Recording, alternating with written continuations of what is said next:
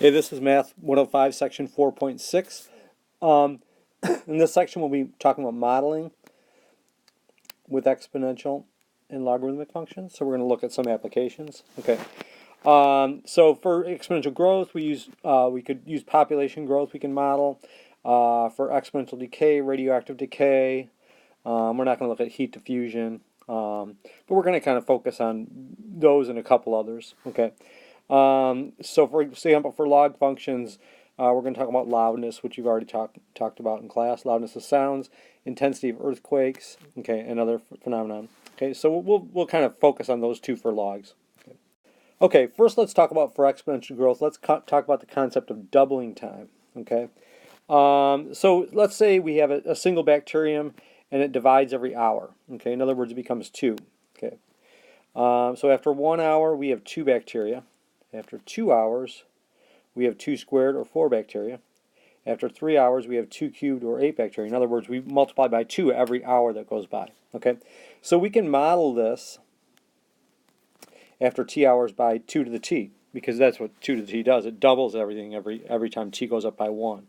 Okay, so notice, 2 to the 0 is 1, 2 to the 1 is 2, 2 squared is 4, 2 cubed is 8, 2 to the 4th is 16, 2 to the 5th is 32, and 2 to the 6th is 64. We're starting with 1 and we're doubling every hour. So at 0 we start with 1, okay, times 0. Okay, and if we start with 10 of these bacteria, then we'd use this model, 10 times 2 to the t. That means you're not starting at 1, you're going to start at 10, because 10 times 2 to the 0 would be 10, okay? And then we could have maybe a slower growing strain of bacteria. Maybe it doubles every 3 hours instead of 1 hour. Okay. Then we use 2 to the t over 3. See, we're dividing by how many hours it doubles. So we would take t over 3 instead of t. And that 10 means you'd start at 10. Okay, so that 10 is your starting point. Okay, so that's how we develop our model for exponential growth, using 2 as our base and doubling time. Okay, so the initial size of the population is n sub 0. Doubling time is a, that's how long it takes to double. Okay, then the size of the population at time t is this model. N of t is n0, that's our initial population, times 2 to the t over a. So that a, remember, is how often it doubles. If it's every 3 hours, a would be 3. If it were every 1 hour, a would just be 1. Okay, and we make sure that a and t are measured in the same time units: minutes, hours, days, years, etc., so that they're consistent. Okay, so let's look at our first example. Under ideal conditions, a certain bacteria population doubles every 3 hours. Initially, there are 1,000 bacteria in a colony. Okay, so our initial, we can start with n0 equals 1,000, right? And a equals 3. So that would be the constants that we input into our model. Okay, and we're going to look at a model. Okay, which we can use this for n0 and this for a. And how many bacteria in the colony after 15 hours? So that would be t equals 15. And when will the bacteria count reach a certain number? In this case, 100,000. Okay, so we can see from the model, here's our n0. Okay, and let me write out the model so we just remember what it is. We have n of t equals n0, 2 to the t over a. Okay, 2 is our base, right? Okay, so this is the model we're following, and the n0 is 1,000, the a is 3. So we have n of t is 1,000, 2 to the t over 3, where t is in hours. Okay, so after 15 hours, the number of bacteria is 1,000 times 2 to the 15 over 3, or 2 to the 5th, which is 32, so that would give us 32,000. Okay. We want to know at what time it reaches 100,000, so we set n of t equals 100,000. That would be our population at a certain time, and then we solve for t. So we have 100,000 equals 1,000, 2 to the t over 3, and we're going to solve for t. Here we're going to have to use logs to solve. Okay, so we divide both sides by 1,000. We get 100 equals 2 to the t over 3. Take the log of both sides. Here they're using log base 10. It doesn't matter which base you use. I generally use natural log because it's kind of, just to use as my common, it's not a common log, but to use what's my standard that I use is natural log of both sides. Doesn't matter though. If you use log base 10, it's fine. Okay, so we have log base 10 of 100 over log equals log base 10 of 2 to the t over 3. The t over 3 comes out as a multiplier. Remember the properties of logs. Okay, log of 100 is just 2. Okay, And then we can say t equals, we multiply both sides by 3, so that's how we get to 6. And then we divide both sides by log of 2. So t is 6 over log of 2. Using our calculator, our t is approximately 19.93. And remember, this is hours, right? So the bacteria level reaches 100,000 in about 20 hours. Okay. Okay, now let's talk about our relative growth rate using exponential growth. Okay. We've used base 2. We have used base 2 to model population growth using doubling time. Okay. We could use base 3, tripling time. Okay. In fact, we could use any base. Okay. But generally, what we're going to use is base E. Okay. And when we use base E, we're going to talk about our relative growth rate, which would be R. Okay, so for the most part, we're going to use E as our base when we talk about relative growth or talk about exponential growth. We're not going to use 2 very much, actually. So, we're going to introduce this concept of relative growth rate, which is R, and that is the rate of population growth expressed as a proportion of the population at any time. Okay, and you can think of it kind of like interest rate, sort of. You know, when we did A equals P e to the RT. Okay, you know, that's exponential growth using E as our base, right? And that R is our interest rate. Okay, so that R, that relative growth rate, in this case, it's our interest rate. And what that means, let's say R is 5%. That means your money is growing by 5% per year relative to the amount of money you have in the account, right? So now we talk about population growing in the same way, and R would be our population growth rate as a proportion of the population. So that if this R were 5%, that means 5% of the population would reproduce every year. Okay. Okay. If my R was 0.05. So it's the same idea that we did with compound interest continuously, right? Okay, so for instance, if our relative growth rate is 2%, 0.02, then at any time t, the growth rate is 2% of the population at time t. Okay. Okay, and this is our exponential growth, relative growth rate model. Okay, exponential growth. Okay. N sub t is n0 e to the rt. Okay, where n of t is the population at time t, n0 is the initial size of the population, r is the relative growth rate, as we just talked about. Okay, expressed as a proportion of the population, and t is time in whatever units we're using. Okay, now this has parallels to our compound interest. Okay, in fact, it's the same model. Okay, going back to compound interest, A is the amount in your account at time t, and this is the population. It's the same thing basically. Okay, P is our initial investment, N0 is our initial population, R is our interest rate, which is our relative growth rate of the account. Okay, and R is the relative growth rate of the population. So these are actually the same model. We're just using different nomenclature. We're using N0 instead of P because we're not talking about principal. We're talking about initial population. And we're going to use N of T, which would be a population at time T, instead of amount in the account. So these are the same model. We're just using different letters because this one is specific to compound interest continuous compounding. Okay, so the formula for population growth is the same as that for continuously compounded interest. Okay, and we have the same principle at work in both cases. Okay, the growth of a population or an investment per time period is proportional to the size of the population or the amount of the investment. Okay, and that's the key there. Okay, so a population of 1 million will increase more in 1 year than a population of 1,000. Okay.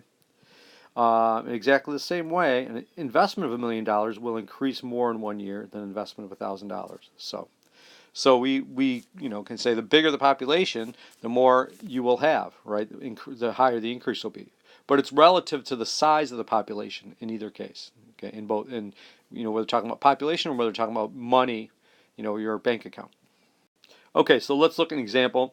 Initial bacterium count in a culture is 500, so that would be our N0. Okay. A biologist later makes a sample count of bacteria in the culture and finds that the relative growth rate of growth is 40% per hour. So t is in hours, okay, and we can say n0 is 500, and our relative growth rate r is 0.40. 40% is 0.40 as a decimal, okay, and we want to find a function that models the number of bacteria after t hours. So t is in hours, okay, let's say that, okay, and then we're going to say what is the estimated count after 10 hours? When will the bacteria count reach 80,000? And sketch the graph of the function. Okay, so we're going to do some things with this. Now we're only going to use E now as our base, so we're only going to follow this model. We're not going to worry about the 2 anymore. That's just when we were talking about doubling initially. Okay, so we're not going to use 2 as our base. We're going to use this exponential growth model with E as our base. Okay, so with n0 equals 500 and r equals 0.4, we get n of t equals 500 e to the 0.4t. Remember, this is our model. N of t is n0 e to the rt, right? Okay, and so we're putting 500 in for n0 and 0.4 for r. Okay, t is in hours. Okay, now so that would be our model. Using the function part A, we find that the count after 10 hours is we put in 10 for t, so that would be 500 e to the 4, which is about 27,300 after 10 hours. Okay, would be the population. Okay, now we want to see at what time it reaches 80,000. So we're going to set n of t equals 80,000 and solve for t.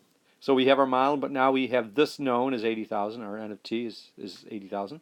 Okay, and then we divide both sides by 500. That gives us 160 equals e to the 0.4t. Take the natural log of both sides. This cancels out. We get 0.4t, and we get ln of 160 on this side. And then our t would just be ln of 160 over 0.4. Okay, which is about 12.68. So after about 12.68, 12.7 hours, the bacterial level would reach 80,000. Okay, and this is our graph, and we could find that by plugging in different points for t using a calculator, of course. But you know, when t is 0, it is 500, right? And then when t is 1, we would have e to the 0.4 times 500. When t is 2, we would have e to the 0.8 times 500. When t is 3, we would have e to the 1.2 times 500, etc. Okay, so you can get those points, and then you know it's an exponential curve, so it's going to go, you know, be a curve, right? Okay, let's talk about radioactive decay now. This is an exponential decay model that we're using. Okay, so radioactive substances decay by spontaneously emitting radiation. Okay, the rate of decay is proportional to the mass of the substance. So it depends on how much substance we have to get to tell how much decays. You know, a certain percentage of that decays. Okay, so it's analogous to population growth, except it's decreasing. So we talk about the rate of decay in terms of half-life. Okay, so for example, like for radium-226, the half-life is 1,600 years. So what does that mean? That means a 100-gram sample decays to 50 grams, or a half times 100 grams, in 1,600 years. Okay. Then to another 25 grams in 3,200 years, and so on. So it goes to half at that time. Okay. So if we start with 100, then it will go to 50 in 1,600 years, and then it goes down from 50 to 25 in another 1,600 years, right? Because we take half, it's going to take 1,600 years to go to half again. So it depends on where it is, right? If it's 100, it's going to go to 50, 1,600 years, and then if it's 50, it's going to go to 25 after 1,600 years. So after 3,200 years, it goes from 100 to 25. So every 1,600 years, half of it becomes non-active. Okay, we're not going to use the 2 model, so we'll skip that. Okay, we're talking about radioactive decay, so we won't use that. Okay. So we're going to express this model in the form using E. So now we use M instead of N because we're talking about decay. Okay, so we need to find the relative decay rate. Okay, since H is the half-life, we're going to take our model and we're going to determine what our half-life is. Okay, now you can think of it this way. Let's say our M0, let's say our M0 is 1, okay. Well, let's say our M0 is 2, right? And then our M of t is 1. Now that does go to half. You see, we're starting at 2 and we're going to 1. This is decay, and that's why we're using m instead of n. Okay, so it's going down. But think about this would be our half-life if we go from 2 to 1, right? That, just a simple example. So then our model becomes this. 1, see, mt is 1. 1 equals 2 e to the minus rt. Okay. See that? And then we have 1/2 equals e to the minus rt, which means e to the plus rt equals 2. Okay. So that's kind of the key there. When you're given half-life and you want to find your relative growth rate, you can use this model, e to the rt equals 2, just like we did for doubling in the exponential growth case. Okay, and we talked about that in class too. So this thing works for growth and decay. E to the rt equals 2 this is our doubling. And this is, if we're given doubling time, we put our t here, and it would give us the rate. Okay, so this is the doubling concept. E to the rt equals 2. Okay, or the halving concept. Okay, so it works for doubling or halving. Okay. Now here they're using h for the half-life. Okay, so I've used t there, but now we're saying t is equal to h now. Okay, because that's our half-life. So we're saying t is equal to h, half-life. Could also be doubling time if we're doing growth, but we're not. Okay, so we have, think about what we're starting with. We're starting with our initial population, and then it becomes half. So that's m0 over 2, right? And if we make m0 1, we just go from 1 to a half. Okay, so that's the same idea. But e to the minus rh is 1/2, and then we take the natural log of both sides and solve. And r equals ln of 2 over h. So this is kind of our key equation here. R equals ln of 2 over h. Okay, and that gives us the growth rate when we use the half-life. Okay, but this also works for doubling time. So remember I said e to the rt equals 2, right? This was doubling or halving. I'll say doubling or halving. We can use this model. Okay. Well, if you take the natural log of both sides, this is what you get. This thing, right? Okay. R equals ln of 2 over h. So we can use this for our half-life or for our doubling time when we're using e as our base. So you can put your doubling time in here too, and you also get your relative growth rate. Okay. And then if you put your half-life in here, you get your relative decay rate. So this works for both types of models using E, a growth rate or a decay rate. Okay, so just to summarize our radioactive decay model, M0 is the initial mass of a radioactive substance. Half-life is H, okay? That means when T is H, the substance will go to half of its initial, okay? Then the mass remaining at time T is MT, and that's M0, initial mass, e to the minus RT. Okay, just another exponential, but now we have exponential decay because we have a negative in the exponent. And our relative growth rate, R, is just ln of 2 over half-life, or ln of 2 over h. Okay, so the only difference between exponential growth and exponential decay is that we have a negative in the exponent for decay. Okay, it's the same model, right? We're just flipping it across the y-axis. Okay, so let's look at an example. Plutonium-210 has a half-life of 140 days. Okay, suppose we have a sample of the substance that has a mass of 300 milligrams. Okay, we're going to skip A. We're not going to use 2 as our base for exponential decay. So we want to find a function m of t equals m0 e to the minus rt that models the mass remaining after t days. So just to identify, our m0 is 300, right? T is in days, right? We don't know our R, right? But we do know this, that H is 140, right?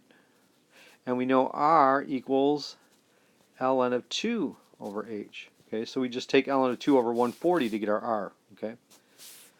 What else are we looking for? We're looking for the mass remaining after 1 year, so that would be T equals 1.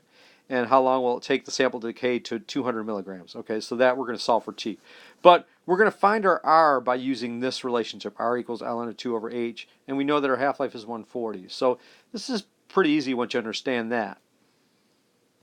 Okay, so our initial mass is 300. H is 140. Okay, so we're not going to use the this base 2, so we'll skip that. Okay, so we're just going to use the model with a base of E. Okay, so remember our M0 is 300. Okay, we found this R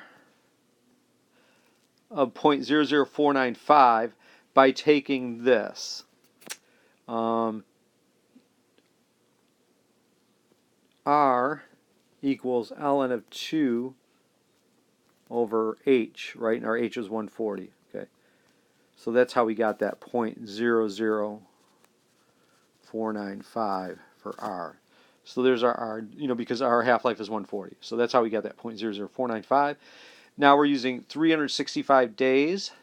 T is 365. So M of 365 would be 300 times e to the minus 0.00495 times 365, which gives us about 49.256. So we've got about 49 milligrams of this plutonium-210 after 1 year. Okay, 1 year would be, we're doing time in days, remember, so we have to use T equals 365. Okay, and then let's say we want to know how long it takes. All right, this is our model here, right? How long it takes till it gets to 200. So we start at 300, we want to go down to 200. So this is what we substitute in our model, right? This would be our M of T, right? We don't know what T is, so we're going to solve for T. Okay, so we divide both sides by 300, and we get e to the minus 0.00495 T equals 2/3. Take the natural log of both sides. So now we get minus, this cancels it, the e. So minus 0.00495 T equals ln of 2/3. So T is minus ln of 2/3 over 0.00495, okay, which is about 81.9. So that would be, it'd take about 82 days to get to 200 milligrams. Okay, remember we're using T in days. Okay, make sure when we're doing our R that you go out a significant number of digits. Okay, I would go out at least 5 digits. So 5 to 6 digits, I'd say, for your R. Okay. Otherwise, you're not going to get accurate numbers. So try to do like 5 to 6 digits for R, okay, after the decimal. Okay, and we would graph this by just plugging in numbers for T. So let's say we're doing 50. We plug in 50 for T. We get this about 250. If you plug in 100 for T, you get about 200. If you plug in 150 for T, you get about 150. If you plug in 200 for T, you get a little over 100. 120 or something like that. Okay, so we're just plugging numbers for T, at significant points to get that curve. But remember, it's exponential decay, so it's going down, right? Okay, let's talk about logarithmic scales. We're not going to look at Newton's law of cooling, so we won't worry about that for this section. Okay. What we use logarithmic scales because when a physical quantity varies over a very large range, okay, and it's often convenient to take its logarithm in order to have a more manageable set of numbers. So you don't have this wide range of scale. Okay, so we have 3 situations where we use that that we'll talk about. The pH scale, which we're not going to look at a specific example of that. Okay, that measures acidity of a substance. Okay, we're going to look at the Richter scale, which measures the intensity of earthquakes, and with the decibel scale, which we already looked at, but we'll look at again, measures the loudness of sounds. Okay. But there are other things we look at, like light intensity, information capacity, and radiation. So anything that has a very wide range of values, and we want to kind of compress them into a smaller range, we can use a logarithmic scale. Okay, let's talk about the Richter scale first. Okay, that was developed in 1935 by Charles Richter, who was an American geologist. Okay, and he defined the magnitude of an earthquake, magnitude M of an earthquake, okay? And that's what we determine on the Richter scale. So basically we're taking a log of a ratio, okay? We're taking a log of I over S, okay? Where I is the intensity, the measured intensity of the earthquake. So that intensity is measured by the amplitude of the seismograph reading taken 100 kilometers from the epicenter of the earthquake. Okay, so that's how we determine that. We go 100K from the epicenter and we take a reading. Okay, and S is just the intensity of a standard earthquake. Okay, and that's kind of like a basic tremor, just like a small tremor. okay, whose amplitude is 1 micron, which is 10 to the minus 4 centimeters. Okay, so remember with decibel we said like the base was like a whisper. So think of this S is like a tiny earthquake. Okay, and then we're the intensity of a tiny earthquake, and then we measure the intensity of what our earthquake is and take the ratio, and then we take the log base 10 of that. Okay, so we take the log base 10, and that gives us our magnitude on the Richter scale. Okay, so remember with log base 10, if your x goes up by a factor of 10,